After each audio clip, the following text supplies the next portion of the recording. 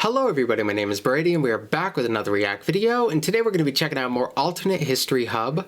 I haven't done alternate history in a little bit. Today's video is the South's plan to conquer the Caribbean, and if it happened. This should be fun. It's fun to play around with alternate history, especially around the Civil War. Because there's a lot of what-ifs when it comes to the Civil War. Some periods have more what-ifs than others, and that one has tons. I'm sure he's done plenty of videos regarding the Civil War. This is one that I find especially interesting. So slave economies at the time, it was generally accepted for them to be healthy and thriving, they had to expand. You can argue that maybe they could have innovated and done something to make it work without expansion. It's not really practical, but maybe you could make an abstract argument to that. But it was generally accepted that they had to expand. So one of the big parts of secession is that the North wanted to contain slavery, not just abolishing slavery, because abolitionists still weren't exactly the mainstream. Not everybody wanted to abolish slavery in the North. They wanted to contain it. They didn't want it to expand, and that was a bit of a deal breaker for the South. A lot of them wanted to expand west, expand south. I've read stuff about them wanting to expand into Mexico. We're not that far removed from the Mexican-American War. They're thinking like, hey, we beat them real bad last time. We could go in, we could take their stuff, we're gonna take this place, and it wouldn't really even be that hard. And it's very possible that they could have. So there's an interesting conversation here, and the Caribbean was one of the more profitable places to be if you had a slave economy. Like sugar. Dude, the money you can get from sugar in the Caribbean, it's insane. European powers made a killing in the Caribbean, so that makes sense too. I don't know as much about any plans to conquer the Caribbean, but it is natural that they would have plans to conquer the Caribbean because of how profitable, sorry. Trying to come up with a P word there, profitable it would be. So let's get this started. I'm excited to talk about this. This video was sponsored by World of Warships. If you want to find out how to get an exclusive special pack, then stay tuned till the end to find out more. Here's a little situation. Say you agreed to split the country into two. The north part has no slavery, the southern part does. Alright, that's fine. It's warm in the south anyway. I'm sure we have a ton of arable land out west. Oh, okay, new plan. The land west of Texas is a useless desert that we can't raise cotton in. So how do we expand our system if we can't go west? Solution: go south. The Caribbean, and Mexico, and Central America, and parts of South America. Oh boy. This is the story of a secret... I've heard little things where people toyed with the idea of like, they take everything south. All of it, all of South America. That's not necessarily practical, but to claim maybe Mexico, that was definitely possible. To possibly claim some Caribbean land, that was possible as well. How well they would have been able to maintain it, I'm not sure. I'm curious to how he's going to factor in European powers into the expansion of the South. Because the North are definitely going to be opposed to a lot of this stuff. They're not really going to be able to intervene very much in the southern stuff as much. They might be able to get involved a little bit, but it's going to be a little harder for them. European powers might also interfere, and if more than one entity gets involved, I don't really like the South's chances, but I don't know what direction he's going to go here. Because a lot of the European powers, they didn't really want conflict. They kind of wanted to stay neutral if they could. So I'm curious. Secret society who wished for the South to conquer the Caribbean, all to get a one-up on the North. This is the tale of the Golden Circle. Interessant. It's 1857 and the South can see the writing on the wall. Their economic system of plantation slavery is being strangled, not just by abolitionists or the North, but by geography itself. When the compromise was created to split the U.S. by the Mason-Dixon line, it was practically useless to the South. And so a society was formed by men across the United States who wished for the South not only to rebel against the North, but also to expand itself by force to compete with it. The South...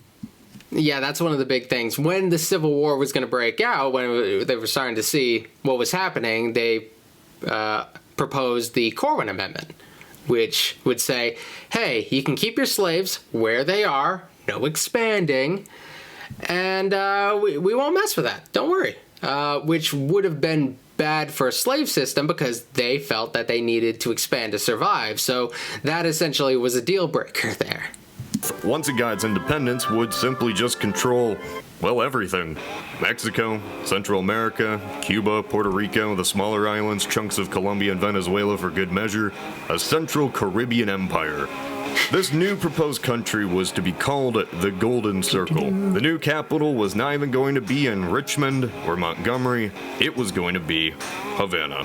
Yes, this was a real idea. The Caribbean was born and largely only colonized because of its slave-based sugar plantations. Jamaica, Haiti, the Dominican Republic were cash crops historically for Britain and France before abolition. They were incredibly... Oh, he's going to go into the Haitian Revolution, it seems, which, yeah, big deal. They were incredibly profitable and incredibly cruel. Like, you see the conditions of slavery in the South. It doesn't seem like it had anything on the conditions of the Caribbean sugar islands. It seemed like a lot of the time the further south you go, the worst slave conditions often got. Like, you go to the sugar islands, you go to, if you want to talk a little bit more about South America, Brazil had a really bad slave system. And it's not really worth comparing who had the worst slave system. It's all bad, but like, yeah, it did get worse. It got worse than what they had in the mainland United States. More horrific slave revolt in Haiti's case. Spanish-owned Cuba and Puerto Rico still relied on slavery. Cuba was the largest sugar producer in the world and didn't stop the importation of African slaves until 1867, 70 years after the US. So there was a market, you could say. This is one of those alternate scenarios that is pretty implausible, but it's such an interesting idea, it doesn't hurt to imagine. Don't take this video as a "this certainly would have happened" thing. Think of it as an exploration of just one possibility using the international relations of the time.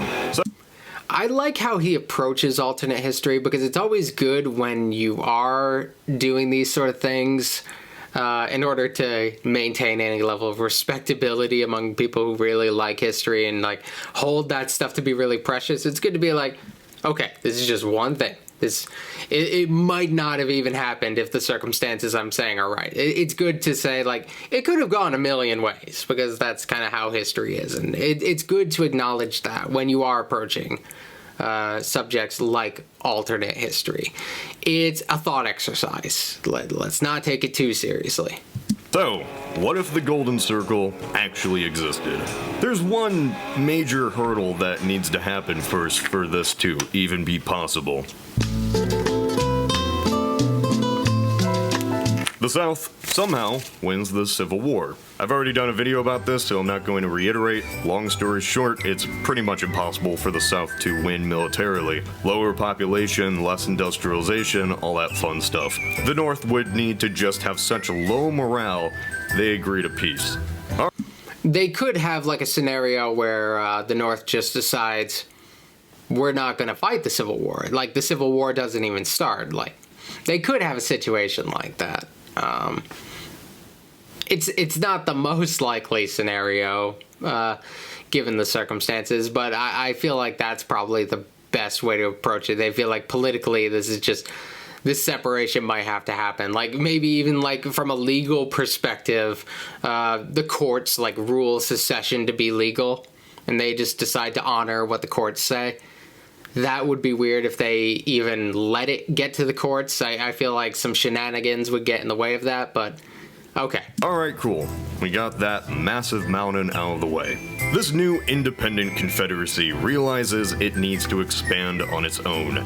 They couldn't invade any British or French territories, considering the wrath that'd bring on the fledgling nation, and also they might be allies. There was one European empire not in too good of shape: Spain. Yeah, Spain, their empire was on the decline by the beginning of the century. By the end, they're not doing too well. So, yeah, they would be a natural opponent. However, I don't know. If you get in conflict there, then people are going to be like, okay, whose side are you going to be on? Imagine if the United States became allies with the Confederacy. It's very possible that they would end up having to become allies with the Confederacy just because of their proximity and because they would depend on each other economically. So, ooh, that would be a messy scenario. I don't even want to get into that. I feel like it might be a little too soon, though. I think the wounds may be a little fresh. The United States had already been interested in Cuba basically since the US had been around.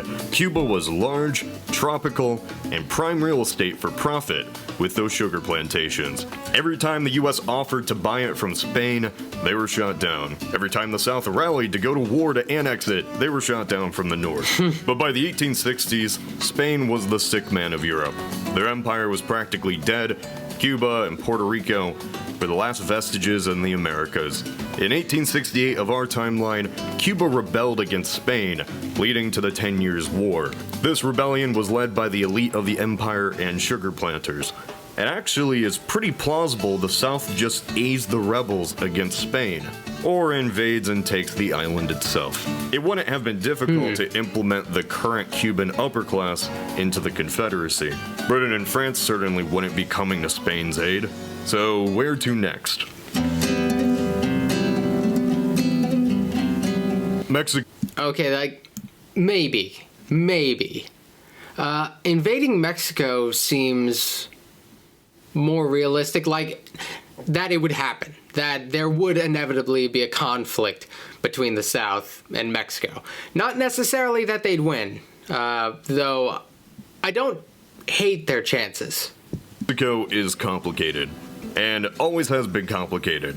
After the Mexican-American War, there were some calls for the U.S. to simply conquer the entire country, but this was really never paid attention to, nor did many wish for the U.S. to become an amalgamation of white Protestants and mestizo Catholics. With this independent South, it's plausible if they took any territory, it'd be the less populated northern states. The U.S. military conquered Mexico City in the Mexican-American War, so taking the fight all the way to the capital and annexing the country isn't out of the realm of possibility.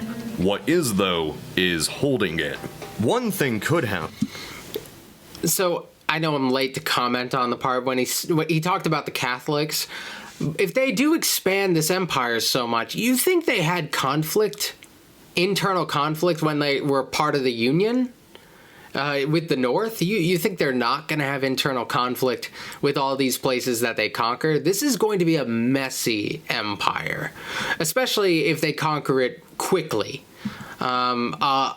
The first generation of conquered people are probably not going to be too easy on the Confederacy.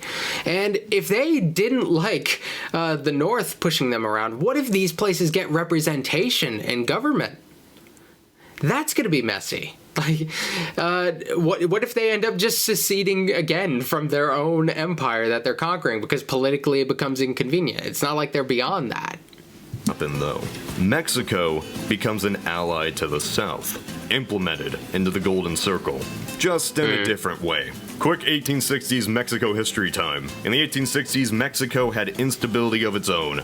Under Benito Juarez, Mexico couldn't pay their bills, and Europe was not happy. So Britain, France, and Spain decided to invade the country while America was hitting itself. The French captured Mexico City and installed an Austrian prince as Maximilian I of the Second Mexican Empire. Yes, that's a mouthful. Basically, he was just a puppet of France. The populace was not happy, and once the U.S. was done with its own civil war, supported the deposed Juarez and funded rebels to overthrow the emperor. By Yeah, I'm glad he's going over this because I don't know very much about this part of Mexican history. Like, after the Mexican-American War, I kind of check out and then move back domestically, and I don't pay as much attention to the Mexican history stuff, but it's good that he's bringing me up to speed on things. 67, Maximilian had lost all support and was executed.